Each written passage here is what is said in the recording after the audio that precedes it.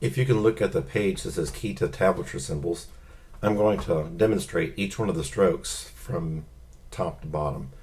So first thing you might want to make note of is my picks.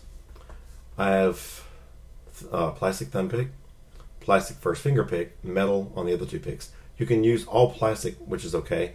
I wouldn't recommend using metal pick on the first finger because there's a stroke that I use with this first finger that needs the extra width that the plastic picks have. So plastic on all fingers are fine, but I tend to like the metal on the second finger because that metal tends to bring the sound out more, and this is the finger that gets most of the melody notes.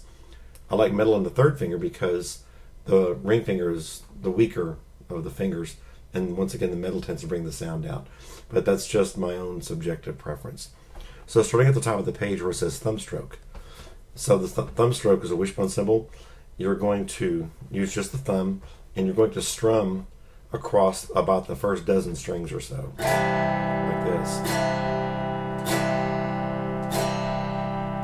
And it's a wrist action along with the thumb action. You don't want any arm motion with it. The pinch is used to play mostly the melodies. It's where you get your thumb and your second finger.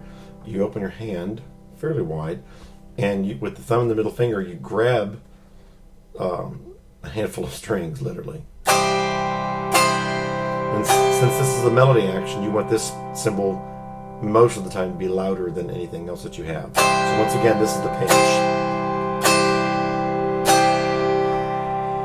Then with the plucks that are below the tablature stab, on which everything is placed, the circles are finger plucks. If there's a 1 in there, you simply will pluck the note with your first finger, index finger, like this.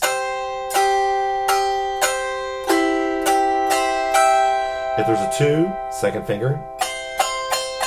3, third finger. A T would be,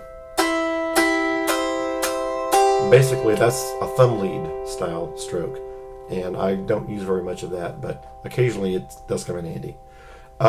On the upward finger strum, where there's a 1 in the box with the arrow going up across, this is one of the reasons I have the plastic pick on the first finger. To do this stroke, you have to move away from your face with it. It's going to look like this. Every knuckle has to be bent on your finger, and instead of approaching the Autoharp like this, you want to drag it across sideways slightly. Because if you try to go like this direction, the pick will get stuck. So you want to drag it very lightly like this. And it's a non-melody action, and it doesn't need to be very loud at all. And all you want to do is just glance a few strings. So when you see an arrow going up, that indicates you're strumming towards the high strings.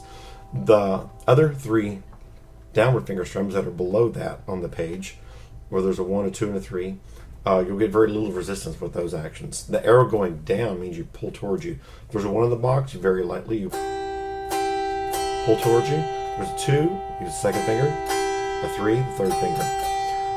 The next action, there's not really a name for it, where it says this is the melody stroke. That's a combination of the thumb stroke and the pluck, where it looks like a wishbone symbol going up with a 2, and then at the top. It's going to be a combination of this and a combination of a pluck. It's basically going to be like this.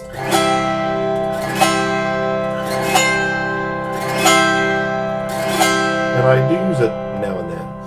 The arpeggio with a side-leaning arrow with a squiggle going across is simply nothing more than with the thumb strum, just going slowly. The bracket is a symbol where the actions take place. Everything inside of a bracket gets 1 beat. Double brackets, there are also triple brackets. Then there's also a modified strum. If you'll notice below the double brackets, says this is a modified strum that replaces the melody pinch where the thumb strums from low to high, but stopping exactly on the note needed by the melody. I call that strum lead, for lack of a better term. It is basically where if you wanted to use the thumb on a slow song to get some really nice arpeggios, you could go along and you could You go up with your thumb and you stop at the note where you want. So like if you were playing, for instance, Danny Boy.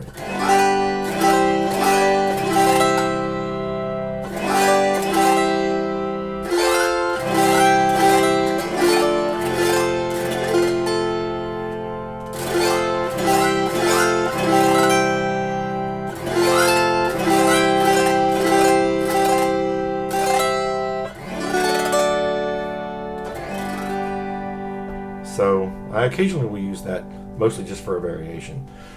The side-leaning thumb strum with a 2 on it, where it says this is similar to the thumb strum standing up straight with a T on it, but it occurs over a longer time frame. And it's going to be more like this.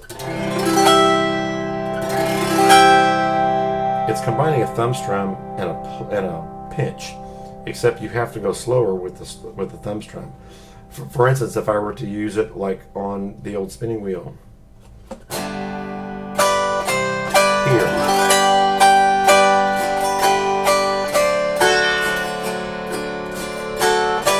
and here,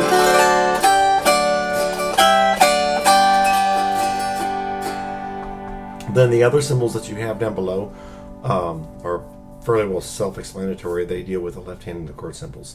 So hopefully this will shed a little bit of light onto what to do with mostly the right hand with the tablature technique.